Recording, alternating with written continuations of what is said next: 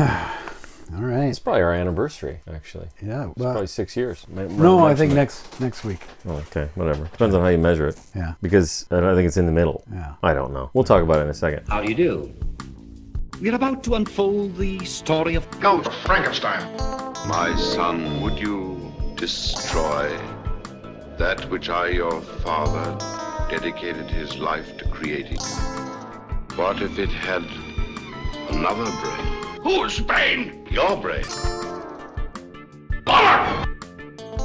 What good is a brain without eyes to see? I warned you that you might regret this action.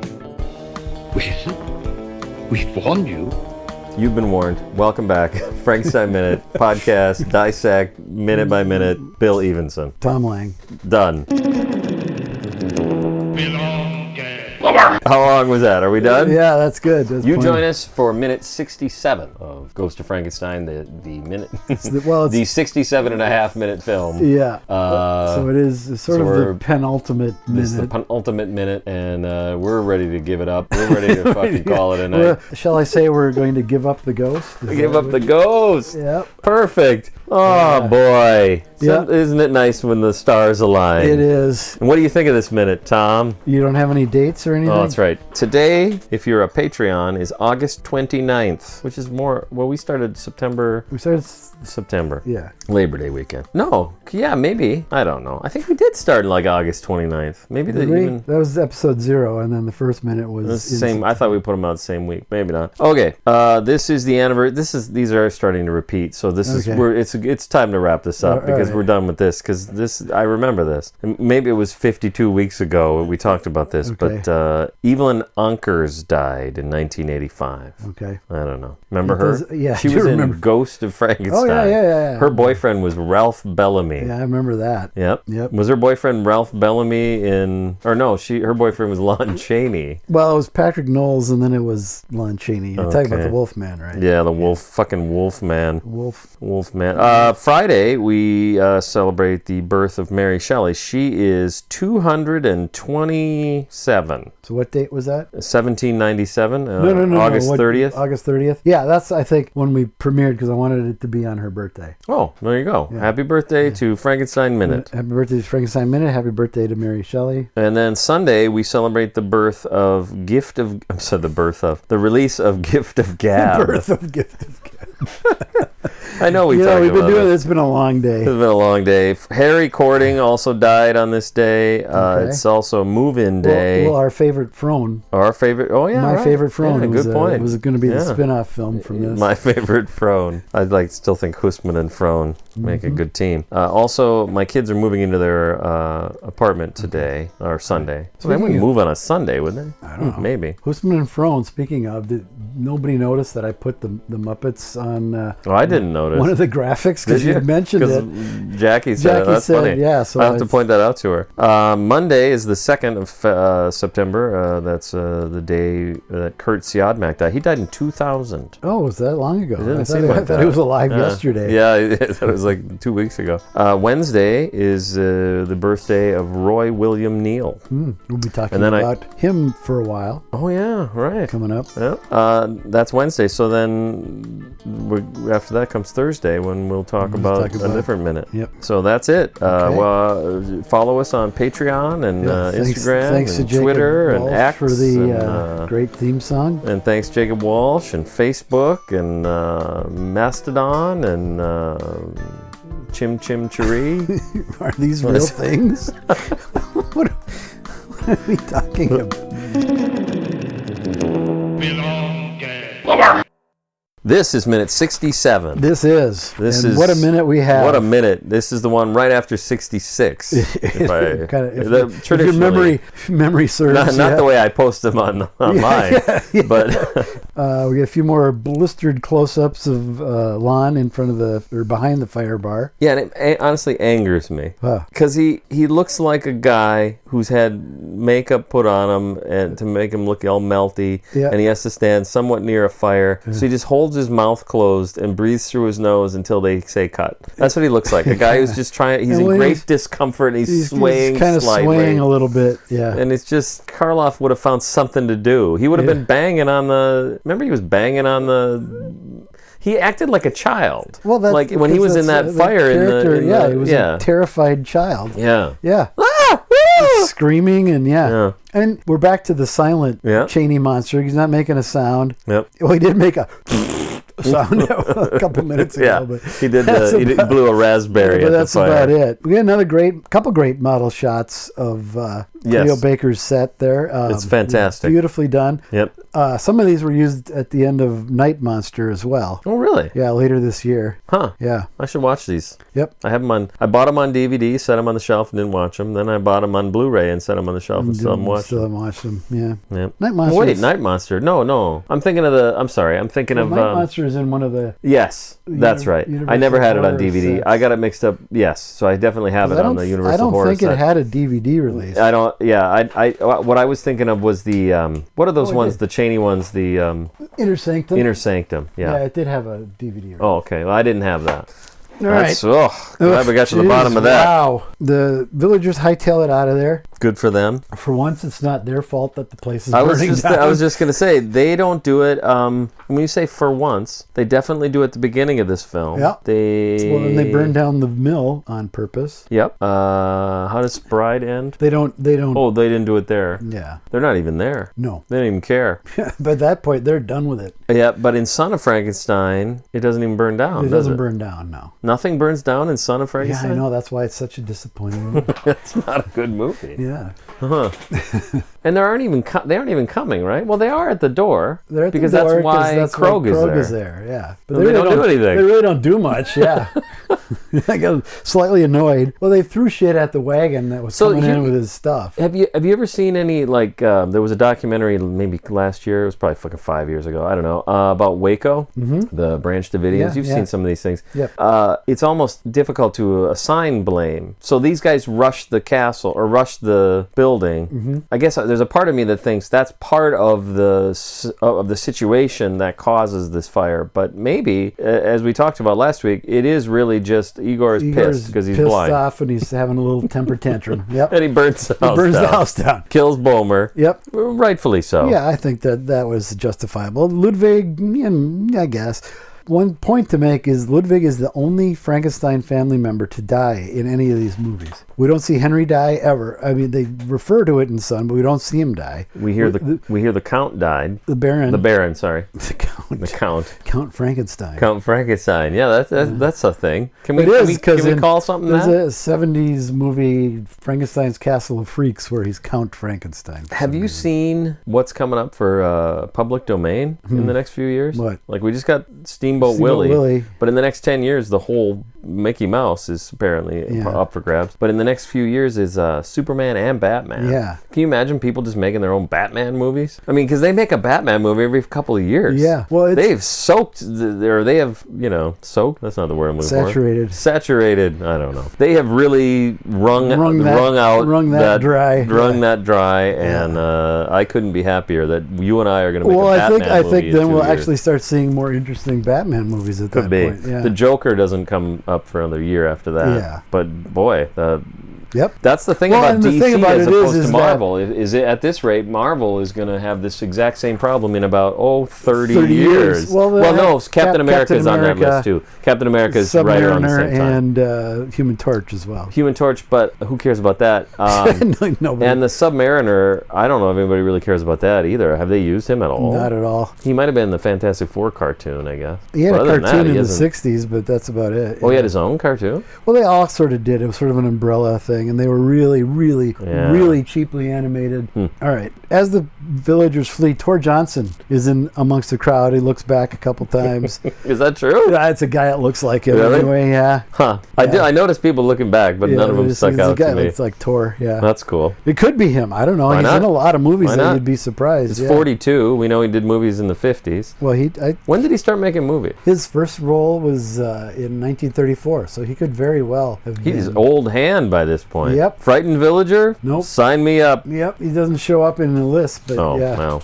Yeah, we get some more shots of him lumbering around in front of the flame bar. A lot of that was cut apparently in early TV screenings. Oh yeah, the blistering face. Yeah. Oh okay. Yeah. Yeah. Starting in the late 50s. This was in the Son of Shock package, not the original. Yeah. So this came out a year later on TV. Okay. This bride and a bunch were held back. To make the second package in some way appealing? Yeah. So the first package is Dracula, Frankenstein, Wolfman, Creature from the Black Lagoon. I'm not sure. Probably There's lists. Yeah, you can find these lists. They're actually, I think they list all of this at the back of Universal Horror. Yes, they do. Well, I I can't tell because this. Okay, so here's the problem. This minute is just basically one thing happening for a long time, right? And so I can't tell if we're at the point where I would mention this, but at some point I start to become aware slightly of where he is, because one of the things you see, and I don't remember if it's where we're at now or if it's the next shot.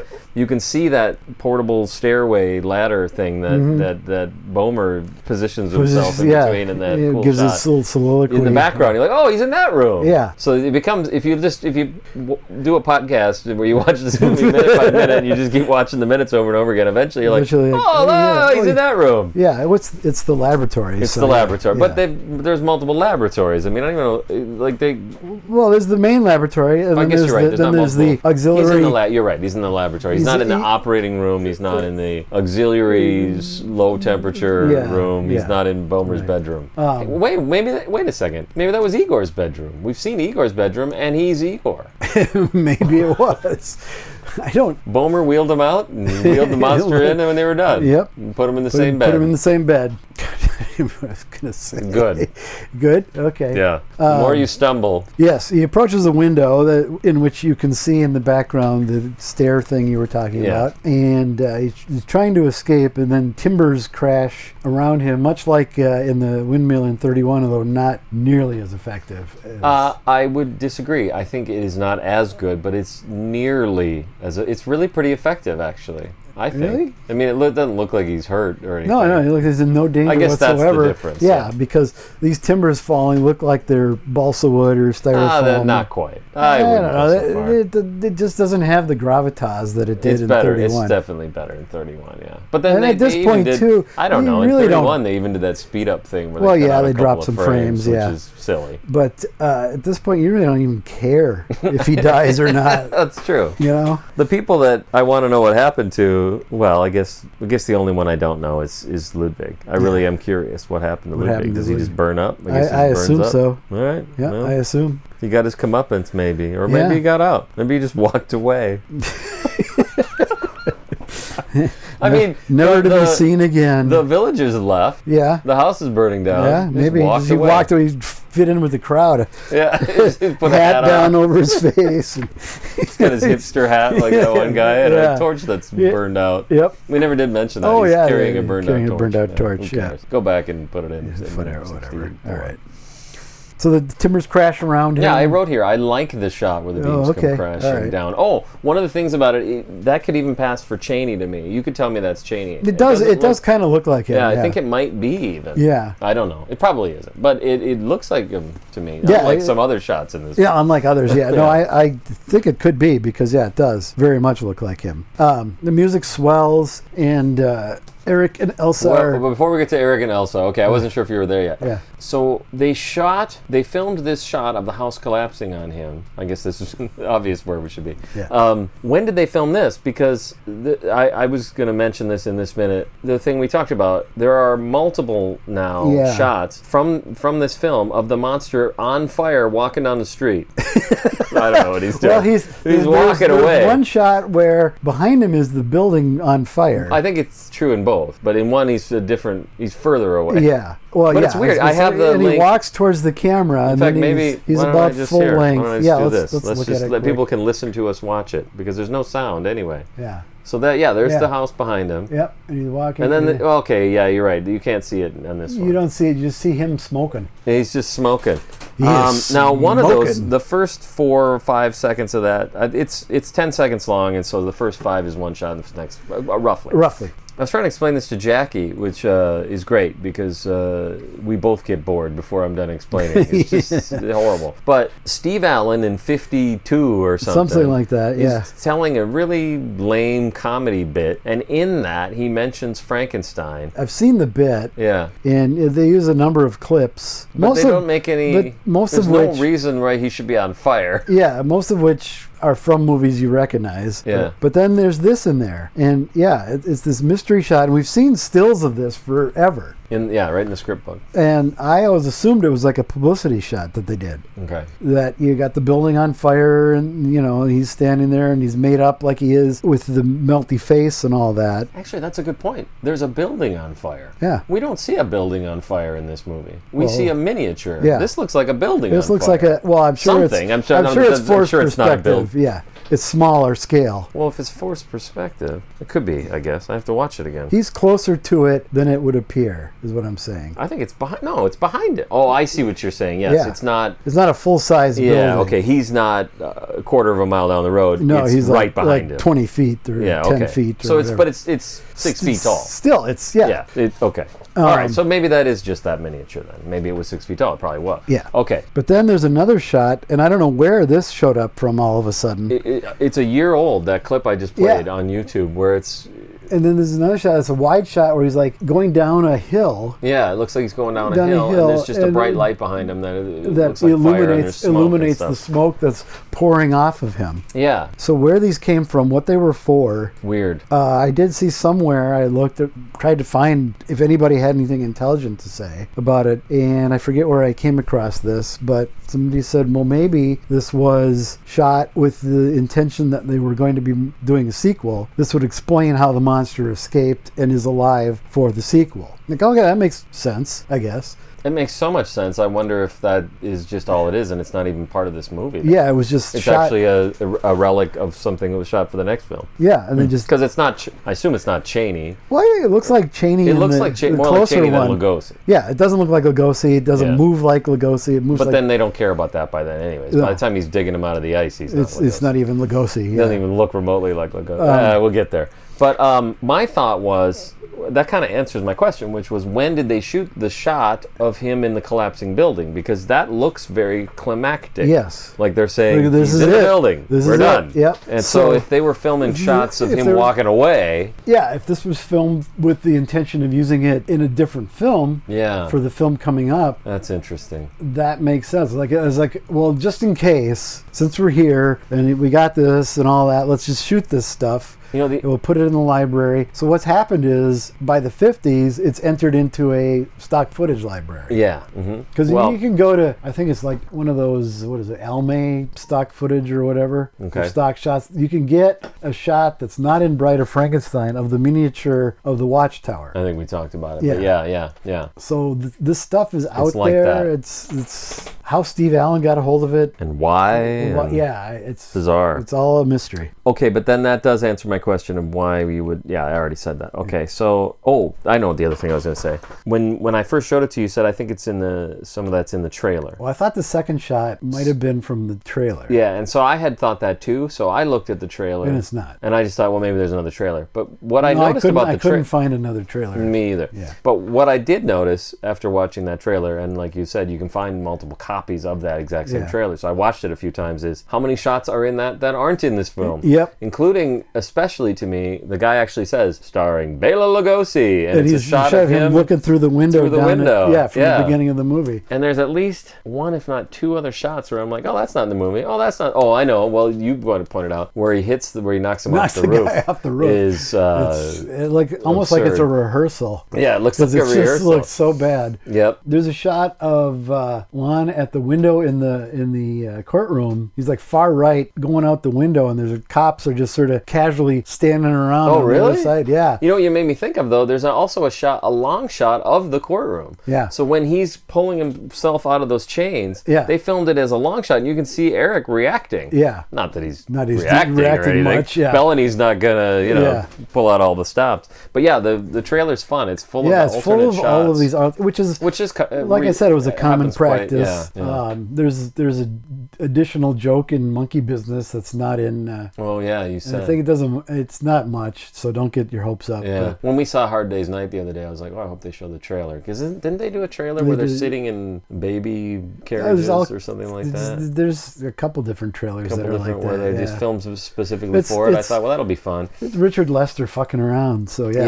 Yeah. And of course, my favorite trailer of all time still probably is Psycho. Yeah. Which is Well, Hitchcock did there's a like a whole second of that movie in there. series of those.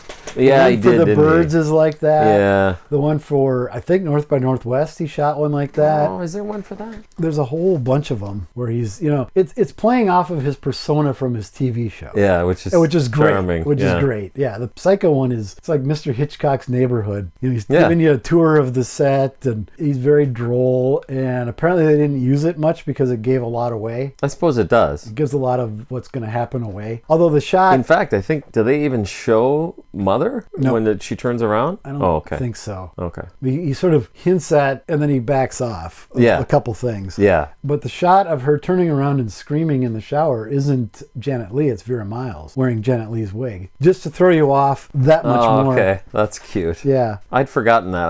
I think I knew that at one time. I haven't seen it in a while. Anyway.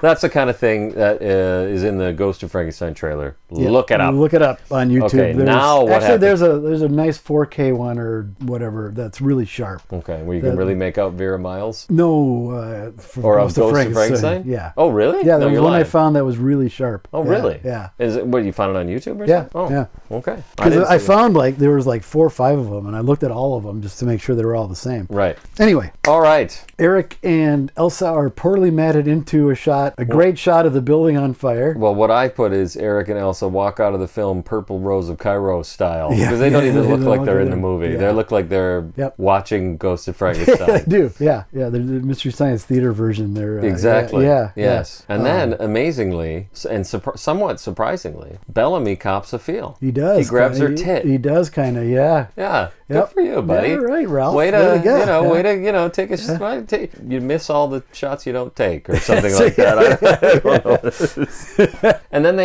they walk off into the. Well, then Elsa says she kind of turns to him and kind of puts her head in. And then he grabs her hand after he's already grabbed everything else. Sorry. and then she says, as God is my witness, I'll never be hungry again. Yeah. Which it doesn't matter. I Googled that because I'm like, is that the last line of the movie? And the AI said, no, the last line of the movie is frankly, I don't give a damn. That's like, the middle of after that. Kind of the middle of the movie. It's like it is. Yeah. It's right in the middle. Yeah. It's like, I think maybe right before the intermission. Yeah. It's just what we have here, though, with the walking off into the sunset. That's the next shot. What we have here is a failure to communicate. And so someone convinced, due to this failure to communicate, they convinced Earl C. Ketton that this was a romance. Yeah. So then we see a brilliant sunset. Strings swell and this romantic lush song. And it's like tilt up. The camera's tilting up. Yeah. So it's is it on a thing? It's on a crane. Yeah. It's a crane shot. It's a crane shot. Pulling up to... Yeah, they're walking along a lane towards the sunrise. Yeah, because this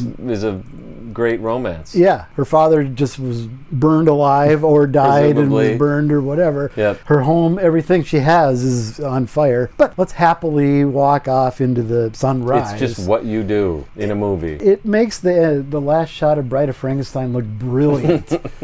Why? What's the they're standing there as the that tower, is true. That is the same kind of idea, really. He's holding her, just says darling, and they kiss. Yeah, that's right. Yeah, it's kind of the same thing, really. This is way worse. This is way worse. It cuts before Elwood P. Dowd and Harvey come along after them, because it looks exactly like that. I don't know what the end that shot is. of Harvey. I don't the movie remember. Harvey. You ever seen it? I'm sure I saw it years ago. Is that the one with the invisible rabbit? Yep. I don't know it. Perfect ending to a perfect film. Yep. And there we are. That was the end. It says the end, a Universal picture, and we'll find out. And I don't We'll find doubt out it. more after we pause for a week and come back and talk about the final minute. Okay. I don't know what you mean by pause. What? Pause for a week because we'll take Because we always do. Yeah. Oh, okay. I thought you meant No. like we're taking an extra week. No. I don't know.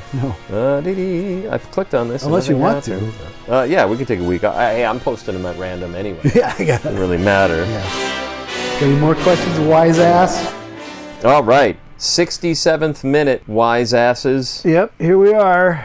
Are you ready? I am. All right. It's time for wise ass comments from Patreon. Sign up at Patreon at the wise ass level. Blah, blah, blah. Will Hohenstein writes. We've just given up completely at we're this done. point, haven't we? We are done. Hard to believe you've reached the end already, boys.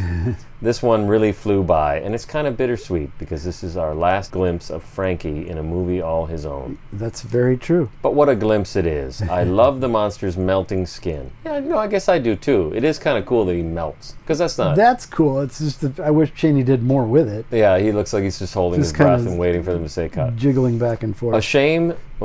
A shame that wasn't carried over in future films, like how his makeup in Bride accounts for the windmill fire. Yeah. Very good. Yeah, Very good point. Yeah. That is something about Bride of Frankenstein, when people, because the internet is just all garbage. And sometimes it'll be, name a film that picks up right where the last one left off. And Back to the Future is an obvious one, because they actually refilmed the end of it just because they couldn't get the actress the same back. actress, yeah. Otherwise, it's exactly the same. Yeah. Or there's one, do you know the one difference? No. Marty at the end of Back to the Future says, what's the emergency doc or whatever? Do we become assholes or something? Yeah. And then in the original version, he doesn't react. But in the second one, when they redo it, they do become assholes. So he kind of makes a face no, Marty, it's fine, or whatever. Yeah. I think that's the only difference. But people don't frequently mention Bride of Frankenstein, which totally picks up in that exact moment. That same scene, yeah. Yeah. What are some other ones that do that? I don't know. Empire Strikes Back didn't do that. That freaked me out at the time. I'm like, what? That was such an exciting time. It's so great because Star Wars is everywhere. And I got friends that still love Star Wars. I got friends that love the prequels. And so it's really sort of come home to me how much Star Wars sucks lately. Yeah, and the newer stuff? Or Empire Strikes Back really stands as the pinnacle. It wasn't just a pinnacle, it was an aberration, because Star Wars sucks. It was, because it was the one that Lucas exercised the least amount of control. You go film the movie. He let Irving Kershner do what he wanted. And you've read those, remember the paperback that came out at the time, the making of, and then you get all that actual quotes because they put microphone on them. Yeah. And so you get him talking to Carrie Fisher and Harrison Ford, and it's awesome because Carrie Fisher gets upset because they changed the scene without her there, and no, it's fine. And Harrison Ford invents the line, "I love you, I know," in the book. And I wish they could put out that tape. I'd love to. I'd like to hear that. The tape must exist, because then they put out another book, 10 years ago, that had all that material in it too. Yeah. Anyway, Vincent writes, "This season was the first one I listened to from beginning to end." Me too. No.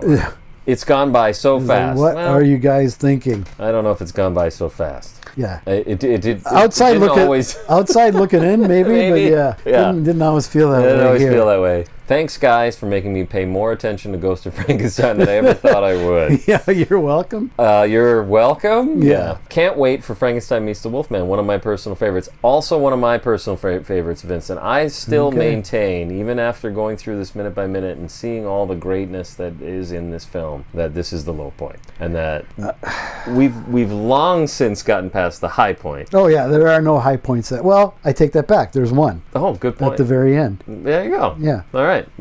But no more to say. Is this the low point? For me, this right now is the low point. I think the first scene of the next film is great. Yeah. The first half hour of the next film is great. Yeah. And then it just completely falls apart. Not completely. Yeah, it does. There's a lot going on. It'll work better minute by minute when there's more stuff going on. Oh, God, I won't have to. Because I just saw it recently, and yeah. Really? For me, it's the worst of the Frankenstein stuff, and best of the Wolfman. So when Larry goes to... Does he go to Visseria? Yeah, or something like that. Is that when it falls apart? Yeah. Right around there? Well... When Frankenstein, if you will, meets the Wolfman? Yes. Okay. Yes. Yeah, because then they're like, they're in that... pub. That's kind of fun. Yeah. All right. Mike Herman writes, "There's always tomorrow." Well played, sir. That's it. Yes, that's the message. Clearly the message of this film. Yeah. When they were still, release day, they were still wondering, should we go with it? Because it really applies so well to this fucking nightmare. Yeah. All right. Well, I wonder when on the script here that's in this Magic Image book, written in pencil above is Ghost of Frankenstein. When that was added, if that was actually there when they were shooting, I don't know. I mean, we got a whole other script book to look at. Yeah, that'll be interesting. I've just paged through it to look at what's in it, but I forgot to tell you. So you mentioned that I got a shout out in there, and I assume you were kidding, but how I found out about it was I got an alert on my phone and I was driving, and Jackie read it to me, and I'm like, what am I? Because it's possible. We're on the Classic Horror Film Board. It's theoretically possible that I would get a shout out, and no, it was a joke. Bill Everson is a different guy. He's no longer with us. He's no longer with us, but he was a groundbreaking film historian. Yeah, there you go. Yeah, he really put out the first high quality. I don't know if it's high quality. Yeah, it was at the time. It was a picture book. Yeah, but at the time it was of its time, the mid to late 60s. Yeah, I think it was probably pretty groundbreaking. Yeah, now I'll look at it for fun. Yeah, but I'm not going to use it as a research tool. That's for sure. Yeah. Anything pre-Universal Horrors except Don Glued is pretty much, I don't believe what's in it. Yeah, that makes sense. Final thoughts? Final thoughts on Ghost of Frankenstein. Yeah. It was more fun than I thought it would be. Yeah. Because we were dreading it. We've talked about that on and on and on. It's a pot boiler. It is. It's a pot boiler. It's a programmer. It moves along really quickly. But it is an A picture, right? Or is it technically a B? It's a B. Okay. This is... it's had the lowest budget of any Frankenstein film so far. Stay tuned. Well, the next one's not bad where that's concerned, is it? I think it's on par with this, yeah. Then House of Frankenstein, most of the budget probably went to pay Karloff's salary. Yeah, I suppose that's probably true. I was just thinking about the title of the film, Ghost of Frankenstein. It reminds me, I forgot I was going to mention when...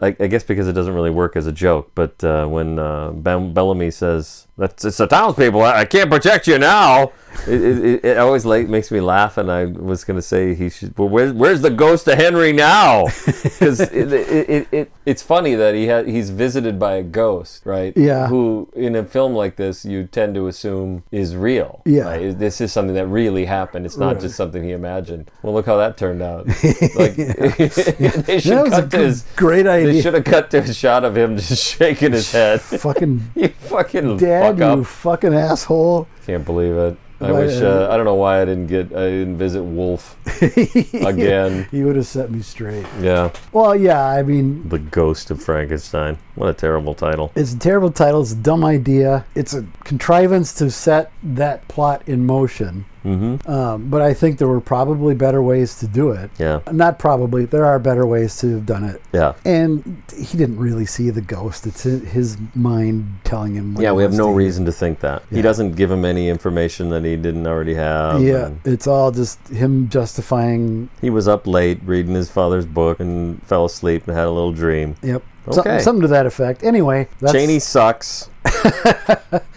In this, yeah, kind of sucks. When we started, I just thought he didn't want to do this particularly. He's not happy, so he's not giving him anything. But the more we got into it, I'm thinking, well, maybe it was done intentionally that way. Mm-hmm. And it's in the script, some of it. But some of it is the exact opposite. That's very true. When he's with Cloestine. And the script reads to me, at least this one, I don't have the early draft that I do have it. I haven't read it. They wanted Karloff to be playing or someone to play it that way. Yeah, it's just not going to happen. No, this one they blew all the budget on Lugosi. I'm sure that's not true. I bet you Bellamy earned more than Lugosi did. I guarantee you Hardwick did. Yeah, Hardwick is above the title, isn't he? It's Hardwick and Atwell, or Hardwick and Bellamy? Hardwick, Bellamy, Lugosi, Ankers, and then Chaney. At least on here. I think Chaney gets a special or introducing. No, not quite. Yeah. All right. Well, that's all I got. Thanks to Jacob Walsh for your continued support. Yeah. Maybe one day we'll find out what happened to you.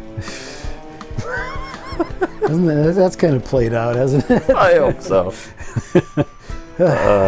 Okay, well. It's been a long day. Yeah, it's been a long day. It's been a long year. It's been a long 67 weeks. Yep.